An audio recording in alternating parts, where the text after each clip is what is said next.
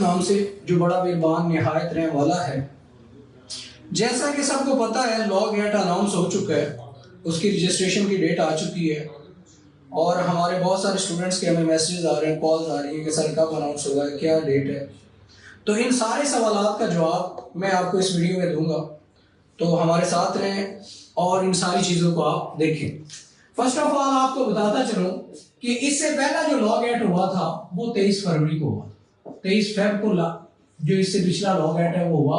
23 Feb के बाद नया जो लॉ गेट है उसकी रजिस्ट्रेशन डेट यानी आज लॉ गेट की जो रजिस्ट्रेशन डेट है वो आज अनाउंस कर दी गई है, 2025 के लिए है। इसकी फर्स्ट ऑफ ऑल बताता चलूं कि जो रजिस्ट्रेशन डेट है जी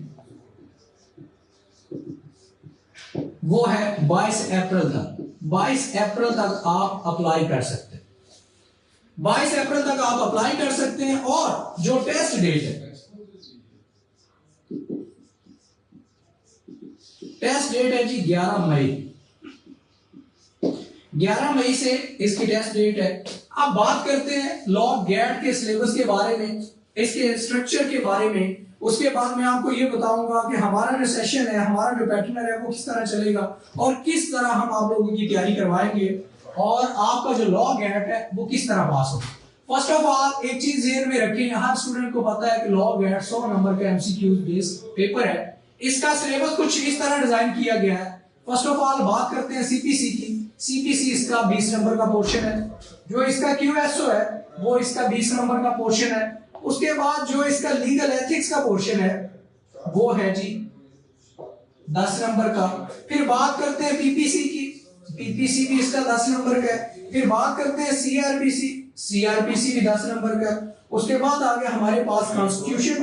कॉन्स्टिट्यूशन में हमारे पास जो चीजें हैं वो है जी 10 नंबर के कॉन्स्टिट्यूशन के आर्टिकल्स हैं और आर्टिकल के साथ साथ ही हमारे पास 5 नंबर केसेस की हिस्ट्री।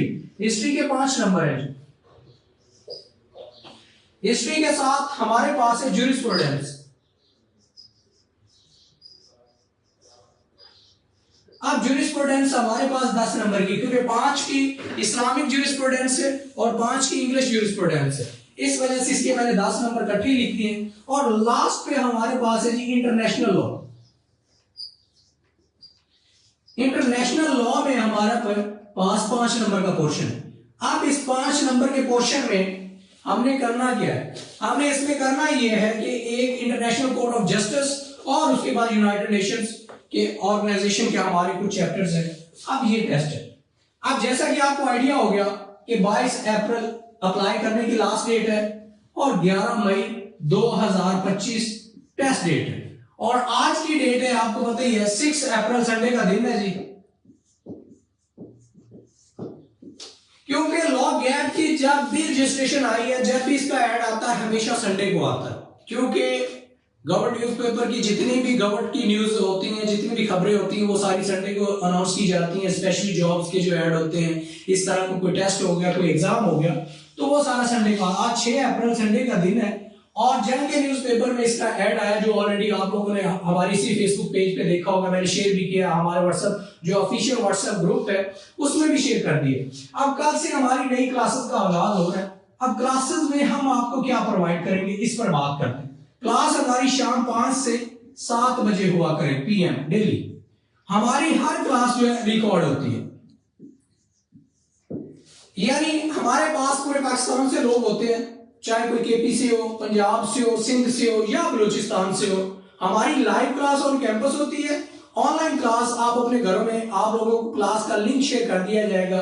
और सबसे बड़ी बात यह है कि हमारी हर क्लास एक तो रिकॉर्ड होती है, ऑनलाइन भी फैसिलिटी मौजूद है, उसके बाद ऑन कैंपस भी आप हमें ज्वाइन कर सकते हैं। और सबसे बड़ी मजे की बात यह है कि ये जो रिकॉर्डिंग वाला पोर्शन है ये हमारा जबरदस्त है।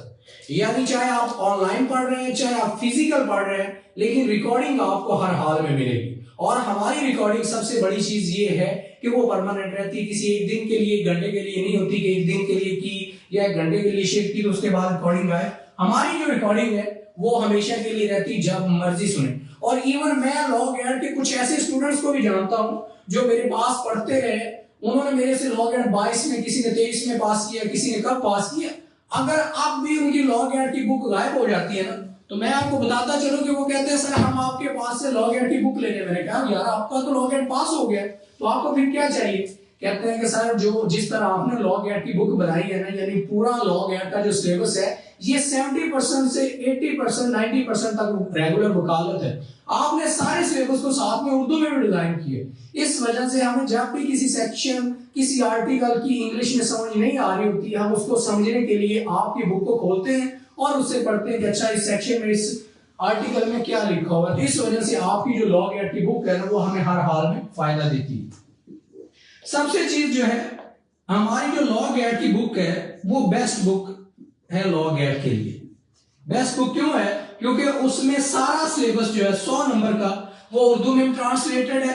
उसके साथ बुक में पास्ट पेपर भी दिए गए हैं। पास्ट पेपर के साथ साथ इंपॉर्टेंट एमसीक्यूज भी हैं उसमें, इंपॉर्टेंट एमसीक्यूज। और एक चीज मैं आपको बताता चलूं कि मैंने एमसीक्यूज पे रिलाय करके कभी तैयारी नहीं करवाई। मैं हमेशा आपकी तैयारी करवाता हूं बेरैक से। अब लॉ गैट का इतना सिलेबस है। अब बात करते हैं सीपीसी में। सीपीसी में हमारे पास जो सेक्शन है 1 से लेकर यानी ऑलमोस्ट 22 सेक्शन है हमारे पढ़ने वाले और 8 ऑर्डर है, ये हमने पढ़ने हैं। उसके बाद क्यूएसओ के 166 आर्टिकल है जो कि हमने सारे पढ़ने। लीगल एथिक्स के 40 रूल हैं जो हमने पढ़ने। पीपीसी के 5 चैप्टर हैं जो हमने पढ़ने। सीआरपीसी के 11 चैप्टर हैं जो हमने पढ़ने। कॉन्स्टिट्यूशन के 3 टॉपिक्स हैं हमने पढ़ने। उसके बाद हिस्ट्री के 8 केसेस हैं। उसके बाद ज्यूरिस्प्रूडेंस है, इसमें इस्लामिक ज्यूरिस्प्रूडेंस है, इंग्लिश ज्यूरिस्प्रूडेंस है जिसको हमने 1 बाय 1 करके पढ़ना है। इंटरनेशनल लॉ के 5 नंबर है हमारे पास, जिसमें यूनाइटेड नेशन है हमारे पास और इंटरनेशनल कोर्ट ऑफ जस्टिस है। अब देखना यह है इतना ज्यादा सिलेबस है, इसमें कौन सा करना है कौन सा नहीं करना। लॉ गैट की जितनी भी किताबें हैं, यानी आपको सारी किताबें इतनी ही मिलेंगी, इतनी मोटी मिलेंगी, चाहे हमारी अकेडमी की है चाहे किसी और अकेडमी की या कुछ भी है, सबकी इतनी इतनी बड़ी किताबें हैं। लेकिन सीन ये है कि इन किताबों में से क्या पढ़ना है क्या नहीं पढ़ना, क्या चीज इंपॉर्टेंट है क्या चीज लेस इंपॉर्टेंट है, किस चीज पर तवज्जो देनी चाहिए किस पर तवज्जो नहीं देनी चाहिए, ये हमारा जो सेशन है जिसको हम स्टार्ट कर रहे हैं कल शाम 5 बजे से 7 बजे आपकी पहली क्लास होगी। और जितने भी मेरे स्टूडेंट्स मेरे साथ अटैच हैं जो मुझे ज्वाइन करना चाहते हैं या हमारे साथ अटैच होना चाहते हैं, मैं उनको बताता चलूं कि भाई चांस मिस ना करें, क्योंकि पहले दिन से जो चीजें मिलती हैं वो चीजें स्टार्ट से लेकर एंड तक चलती हैं। अब आपको हमारे सेशन में मिलेगा क्या क्या? सबसे बड़ी बात जो हमारी सबसे फेमस चीज है वो है हमारे मॉक टेस्ट जो हम पूरे सेशन में कंडक्ट करते हैं। हमारा मॉक टेस्ट आखिरी दिन नहीं होता, आखिरी हफ्ते सिर्फ नहीं होता, हमारे मॉक टेस्ट होते हैं पूरे सेशन में। फॉर एग्जांपल, अगर आपने मंडे से हमारी क्लास ज्वाइन की है, इस मंडे से जो नेक्स्ट मंडे होगा उस दिन आपका मॉक टेस्ट कंडक्ट किया जाए। एक पूरे हफ्ते में आपने हमसे जो पढ़ा है या हमने आपको जो पढ़ाया है उसका भाई मॉक टेस्ट कंडक्ट किया जाए, ताकि मुझे आइडिया हो कि जो मेरे स्टूडेंट्स हैं उनको क्या चीज समझ आई है और कितनी चीज मजीद उनकी तैयार करवानी है। अब उस मॉक टेस्ट का आपकी वैल्यूएशन हो जाएगी। फॉर एग्जांपल, आपको 40 मार्क्स का टेस्ट मिल जाता है जी पहले मॉक टेस्ट में। आप 40 मार्क्स में आपके पासिंग मार्क्स रखे जाएंगे, 30 रखें 25 रखें, वो मेरी अपनी रेशियो होती है। वो ये सारी चीजें उन स्टूडेंट्स के लिए जो मेरे साथ अटैच होते हैं वो एक रेशियो रखी जाती है।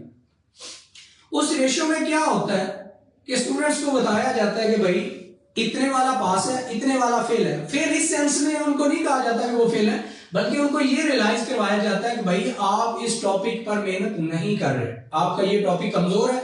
हम फिर उस पर मेहनत करवाते हैं, उससे उसको बताते हैं कि इस टॉपिक को कैसे तैयार करना है या इस पर मजीद जो मेहनत है अगर की जाए तो हमारा क्या फायदा हो सकता है। इस वजह से हम वो टॉपिक तैयार करवाते हैं। नेक्स्ट मंडे फिर पढ़ाया पूरा वीक, फिर पूरे वीक के बाद नेक्स्ट टेस्ट होगा।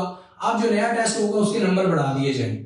और ये जो लॉ गैट का पूरा सिलेबस है, कंप्लीट सिलेबस जो है हमारा लॉ गैट का, इसको मैं अल्हम्दुलिल्लाह तकरीबन 3 से 4 बार रिपीट करता हूं। और जो हमारा लास्ट वीक होता है सेशन का, लास्ट वीक में आपका डेली 100 मार्क्स का टेस्ट भी होता है और 7 2 आवर्स की क्लास भी होती है।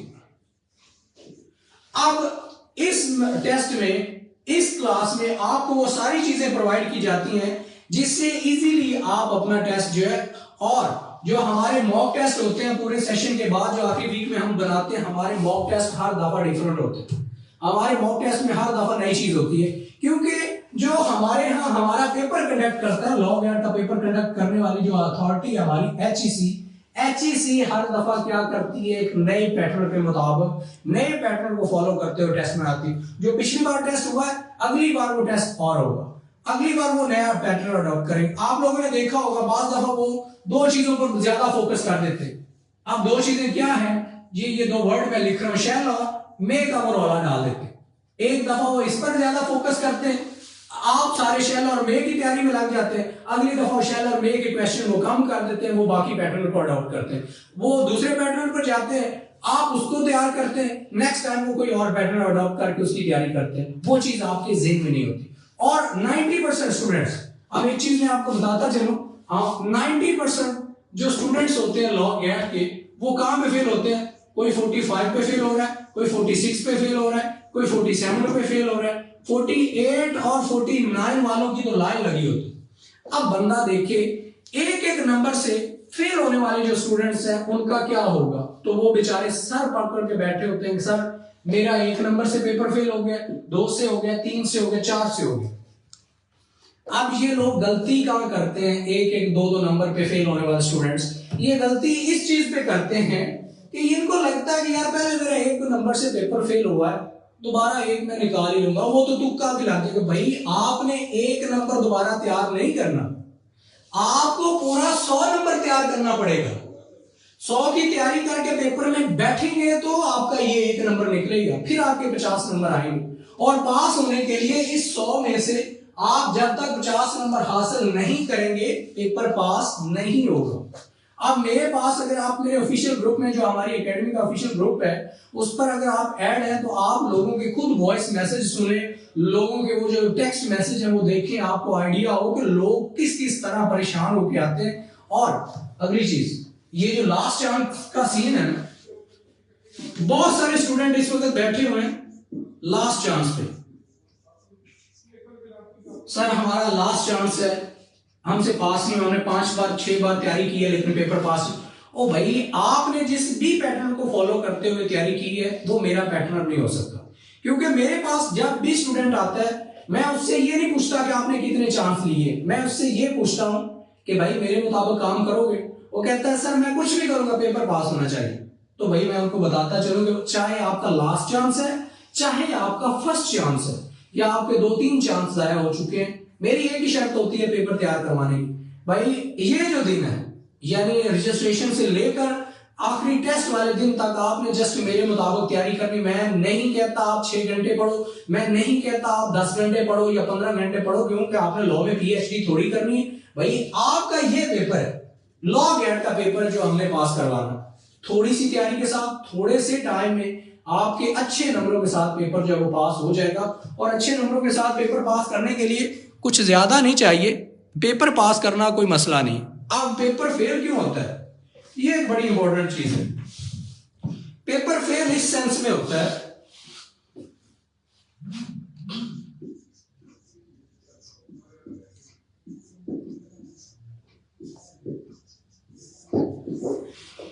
पेपर फेल होने से क्या मसला होता है, पेपर हर दफा इस सेंस में फेल होता है कि बहुत सारे स्टूडेंट समझते हैं यार कर लेंगे।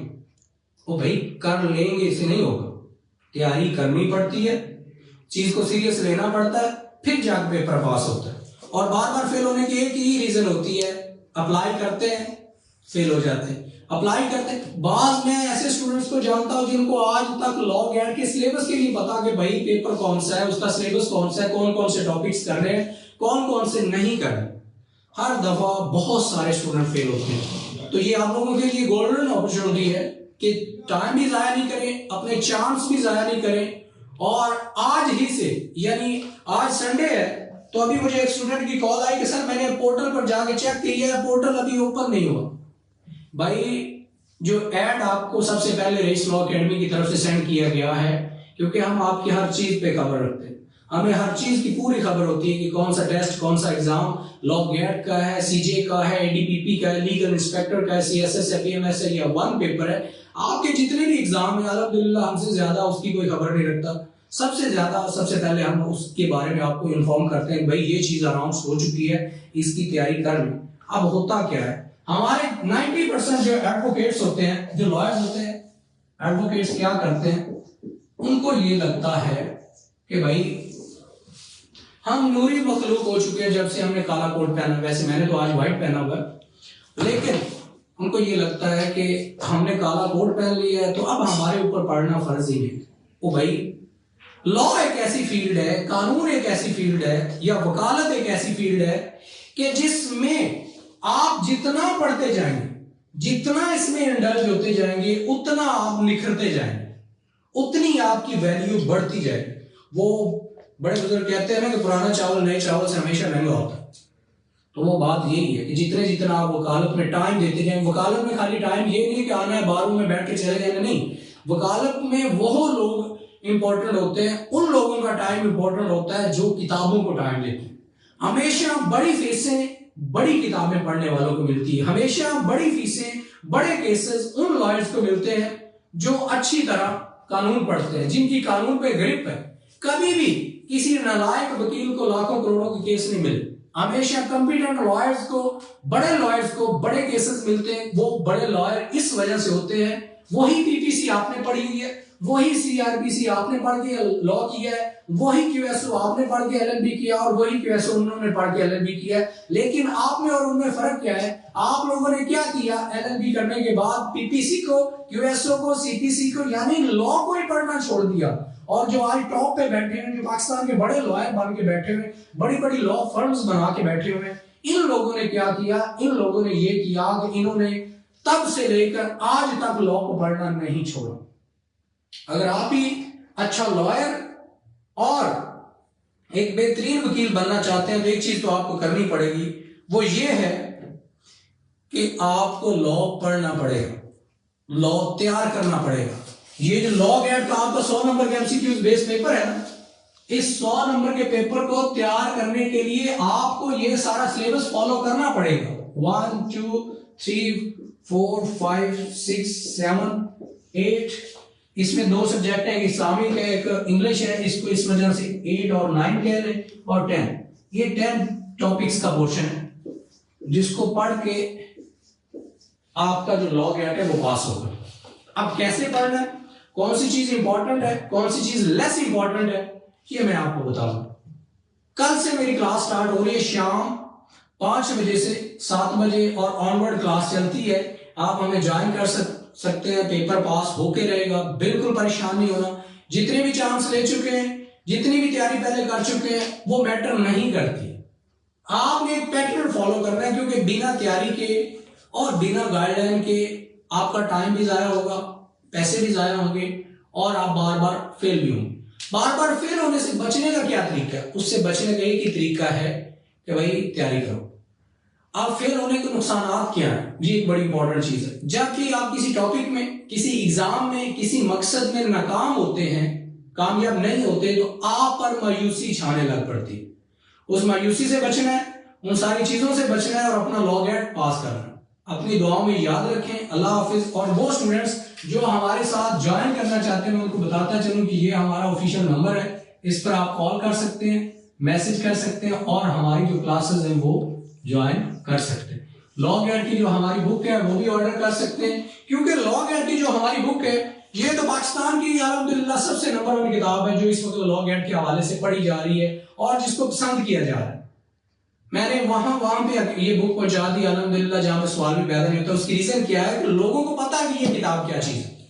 तो भाई टाइम जाया नहीं करें, चांस जाया नहीं करें, क्योंकि जब बंदा कामयाब होता जाता है तो बंदे का जो लेवल है, जो बंदे की एनर्जी है, वो बूस्ट होती जाती है। ऐसे बंदा निकलता है, एकदम ऊपर जाता है। लेकिन जब बंदा नाकाम होता है तो बंदे की मेंटली एनर्जी भी लो होती है, बंदा मायूसी की तरफ जाना शुरू हो जाता है। उसको शायद ये लगता है कि यार मैं नहीं कर पाऊंगा, मैं एक बार कहता हूं कि मेरे मुताबिक एक बार तैयारी करके देखें, इंशाअल्लाह अजीज पेपर भी पास होगा और अच्छे नंबरों के साथ पास होगा। और जो बार बार मायूस हो रहे हैं उनके लिए ये चीज बताता चलूं कि परेशानी की कोई बात नहीं।